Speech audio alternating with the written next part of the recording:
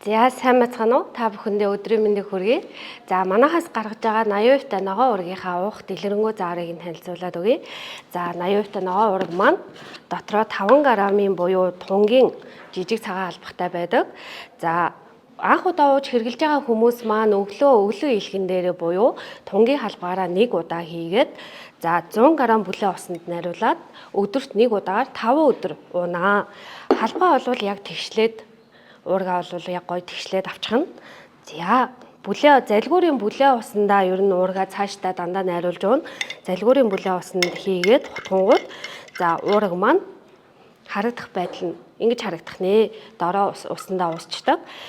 За дараагийн 6-аас 10 дахь хоногтой буюу за дараагийн 5 хоногт за өглөө илгэн дээр 1 халбаг ууж байгаа уурга 2 халбаг болгоод 10 г уургийг 200 г бүлээн усанд найруулж өгнө.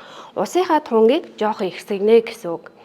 За ингээд 11 дахь өдрөөсөө өглөө 2 халбаг уургийг 200 г бүлээн усанд найруулж уулаа. Орой мөн адилхан 10 г уургийг 200 г бүлээн усанд найруулж өгнө.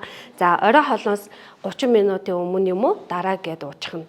За уурга дуустал цаашдаа өглөө 2 халбаг, орой 2 халбаг уургийг 200 г бүлээн усанд найруулад уух нэ.